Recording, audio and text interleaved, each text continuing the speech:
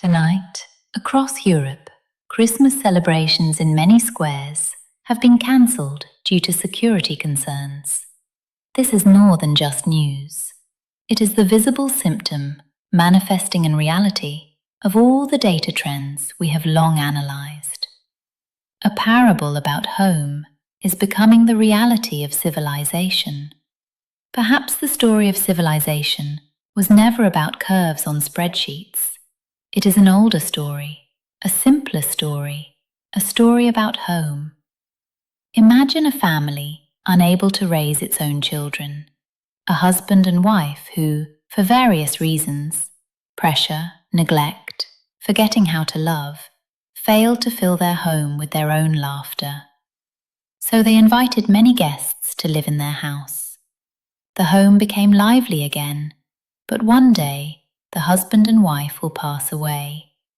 When that time comes, this house filled with joy and voices, is it still their home? This is the metaphor toward which all our data has been pointing. Civilization is home, magnified. The data we collected, immigration percentages, crime rates, welfare burdens, fertility numbers, all of it measures one thing.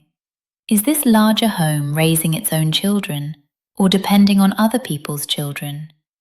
Is it investing in its own future, or renting tomorrow?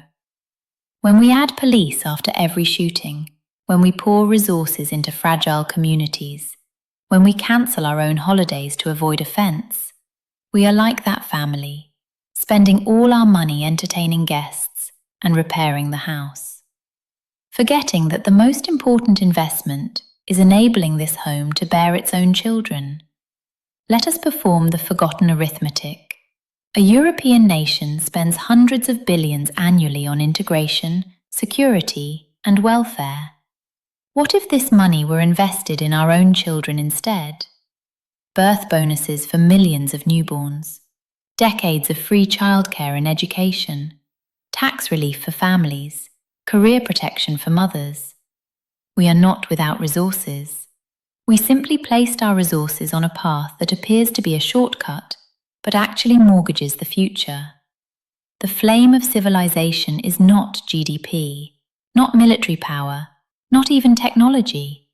The flame is the we who are willing to sacrifice for the next generation. It is the promise that believes our children deserve a better future. When this we becomes diluted, when this promise gets transferred, the flame begins seeking a new wick. True continuation is not replacement, it is transmission. We arrive at one fundamental choice. Do we continue patching a system that constantly borrows population because no one inherits? Or do we summon the courage to repair the root cause that makes our own people unwilling to give birth?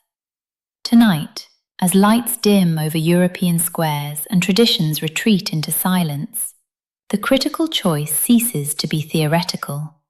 It is being made, in real time, through the very absence of celebration. The flame of civilization flickers, visibly. The rekindling of this flame is not a matter of discrimination, race, or immigration. It is the fundamental duty to one's own continuity, the imperative to tend the fire we inherited, lest it fade into a memory. And this duty is universal. Every race, every culture carries a flame worth passing on. The question is not whether they should, but whether we remember how to tend our own. 17 reports, 17 nations, 17 futures. Data reveals risk. Charts display trajectories.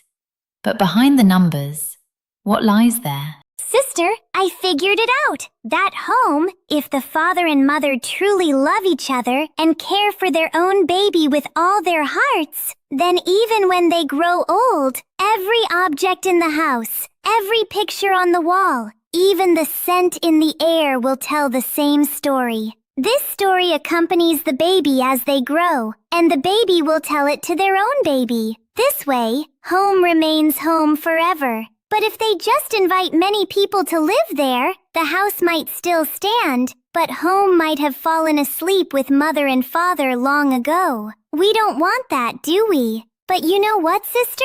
Looking at this story isn't about being scared. It's about learning how to take care of our home so the flame never goes out. That's why we need to look at the data. The data of 17 nations awaits. Subscribe and join the journey. We will make things better, for sure. Giggle!